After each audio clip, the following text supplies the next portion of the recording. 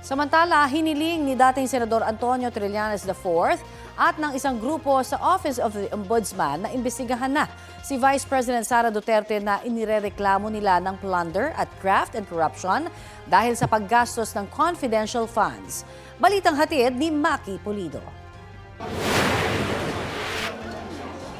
Sa inihaing reklamo sa Ombudsman ni dating Senator Antonio Trillanes IV at civil society group na The Silent Majority laban kay Vice President Sara Duterte, inakusahan nila ang bise ng plunder, malversation of public funds, graft and corruption, bribery and culpable violation of the Constitution, betrayal of public trust at other high crime.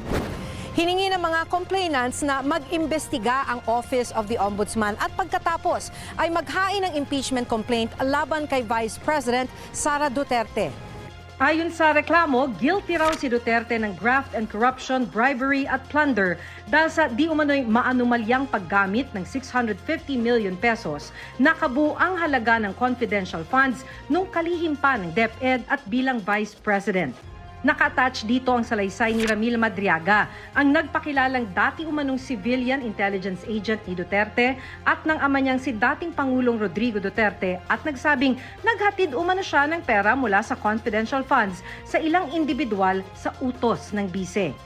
Nilustay din umano ni Duterte ang higit 2.7 billion pesos na confidential funds nung mayor siya ng Davao City.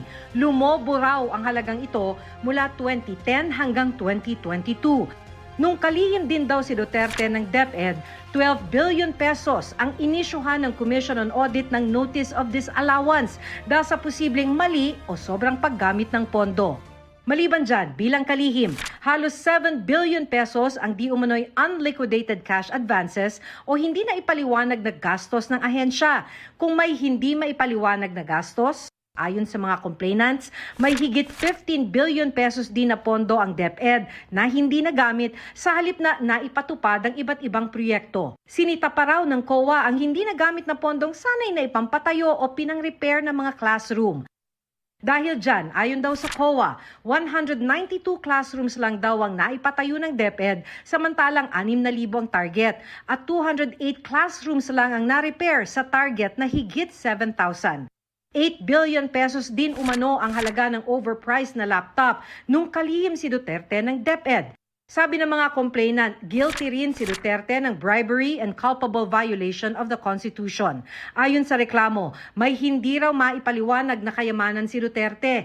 May 2.4 billion pesos umanong nakadeposito sa bank account ni Duterte kung saan ka-joint account ang kanyang amang si dating Pangulo Rodrigo Duterte at asawang si Attorney Manasseh Carpio.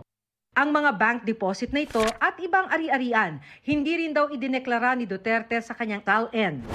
Pagka binuksan yung bank accounts or galing man lang dun sa mga flagged transactions ng AMLAC, ito na hindi na nila maitatanggi. Tumanggap din umano si Vice President Duterte at kanyang mga kaanak ng suhol mula sa isang drug lord nung mayor siya ng Davao City. Ayon pa sa inihaing reklamo, guilty si Duterte ng betrayal of public trust at other high crimes. Isang basehan umano rito ay nang pagbantaan niya ang buhay ni Pangulong Bongbong Marcos. Pinapakita ng complaint na ito na una, ang kabuuang halaga ng mga nilimas o niwaldas ni Sara Duterte ay maihahanay sa mga pinakamalalaking flood control scandal. Nagsimula yung nakawan nung mayor pa lang siya.